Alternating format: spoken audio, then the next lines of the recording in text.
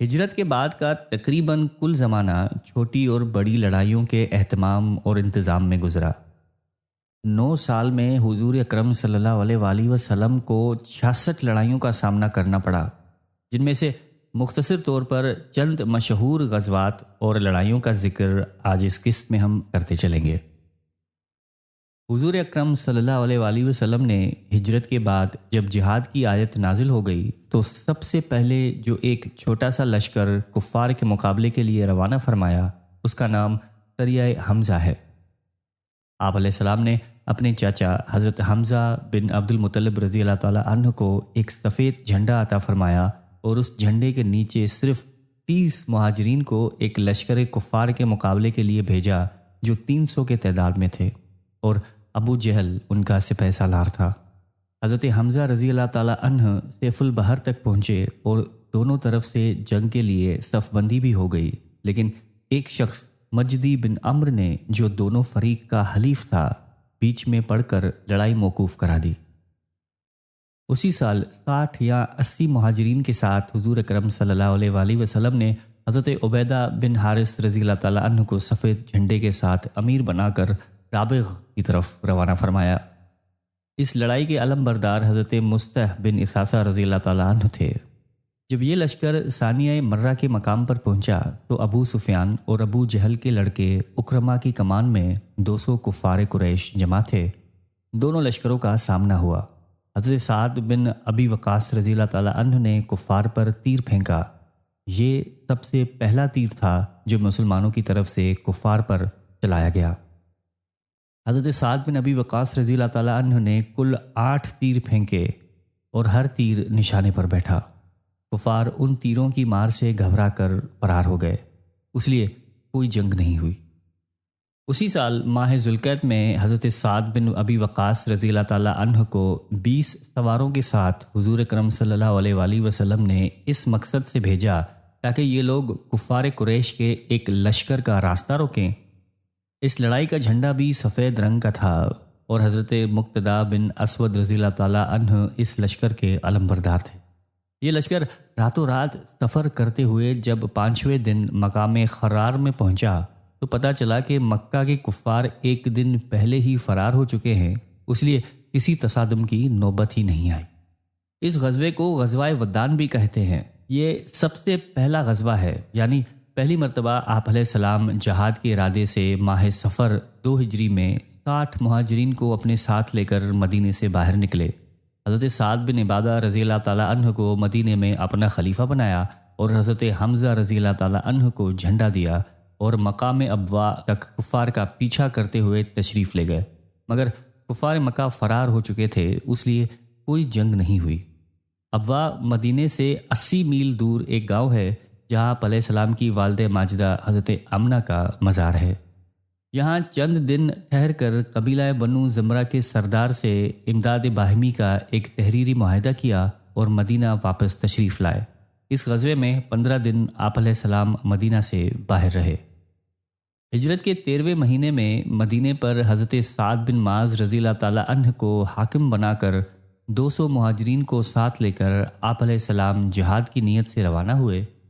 اس غزوے کا جھنڈا بھی سفید تھا اور علم بردار حضرت سعد بن ابی وقاص رضی اللہ تعالیٰ عنہ تھے۔ اس غزوے کا مقصد کفار مکہ کے ایک تجارتی قافلے کا راستہ روکنا تھا۔ اس قافلے کا سالار امیہ بن خلف جمحی تھا اور اس قافلے میں 100 قریشی کفار اور 2500 اونٹ تھے۔ آپ علیہ السلام اس قافلے کی تلاش میں مقام بوات تک تشریف لے گئے، مگر کفار قریش کا کہیں سامنا نہیں ہوا، اس لیے آپ علیہ السلام بغیر کسی جنگ کے مدینے واپس تشریف لائے۔ اسی سال کسی نے مدینے کے چراہ گاہ میں ڈاکہ ڈالا اور کچھ اونٹوں کو ہانک کر لے گیا۔ آپ علیہ السلام نے حضرت زید بن حارث رضی اللہ تعالیٰ عنہ کو مدینے میں اپنا خلیفہ بنا کر اور حضرت علی رضی اللہ تعالیٰ عنہ کو علمدار بنا کر صحابہ کی ایک جماعت کے ساتھ وادی صفوان تک اس ڈاکو کا تعاقب کیا، مگر وہ اس قدر تیزی کے ساتھ بھاگا کہ ہاتھ نہیں آیا اور آپ علیہ السلام مدینہ منورہ واپس تشریف لائے۔ وادی صفوان بدر کے قریب ہی ہے، اس لیے بعض مورخین نے اس غزوے کا نام غزوہ بدر اولی رکھا ہے۔ اس لیے یہ یاد رکھنا ضروری ہے کہ غزوہ صفوان اور غزوہ بدر اولا دونوں ایک ہی غزوے کے دو نام ہیں۔ اسی 2 ہجری میں کفار قریش کا ایک قافلہ مال تجارت لے کر مکہ سے شام جا رہا تھا۔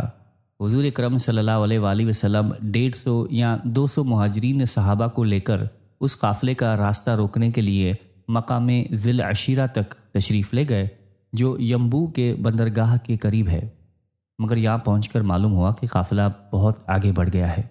اس لیے کوئی ٹکراؤ نہیں ہوا، مگر یہی قافلہ جب شام سے واپس لوٹا اور آپ علیہ السلام اس کی مزاحمت کے لیے نکلے تو جنگ بدر کا موقع پیش آیا، جس کے بارے میں انشاءاللہ ہم آپ کو آگے بتاتے چلیں گے۔ اسی سال ماہ رجب میں حضور اکرم صلی اللہ علیہ وآلہ وسلم نے حضرت عبداللہ بن جحش رضی اللہ تعالیٰ عنہ کو امیر لشکر بنا کر ان کے ماتحتی میں 8 یا 12 مہاجرین کا ایک جتھا روانہ فرمایا۔ 2 آدمی ایک اونٹ پر سوار تھے۔ آپ علیہ السلام نے حضرت عبداللہ بن جحش رضی اللہ تعالیٰ عنہ کو لفافے میں ایک مہر بند خط دیا اور فرمایا کہ 2 دن سفر کرنے کے بعد اس لفافے کو کھول کر پڑھنا اور اس میں جو ہدایات لکھی ہوئی ہیں ان پر عمل کرنا۔ جب خط کھول کر پڑھا تو اس میں یہ درج تھا کہ تم طائف اور مکے کے درمیان مقام نخلا میں ٹھہر کر قریش کے قافلوں پر نظر رکھو اور صورتحال کی ہمیں برابر خبر دیتے رہو۔ یہ بڑا ہی خطرناک کام تھا، کیونکہ دشمنوں کے عین مرکز میں قیام کر کے جاسوسی کرنا گویا موت کے منہ میں جانا تھا، مگر یہ سب جانثار بے دھڑک مقام نخلا پہنچ گئے۔ عجیب اتفاق کہ رجب کی آخری تاریخ کو یہ لوگ نخلا میں پہنچے اور اسی دن کفار قریش کا ایک تجارتی قافلہ آیا، جس میں عمر بن حضرمی اور عبداللہ بن مغیرہ کے 2 لڑکے عثمان اور نوفل اور حکم بن کیسان وغیرہ تھے، اور اونٹوں پر کھجور اور دوسرا مال تجارت لدا ہوا تھا۔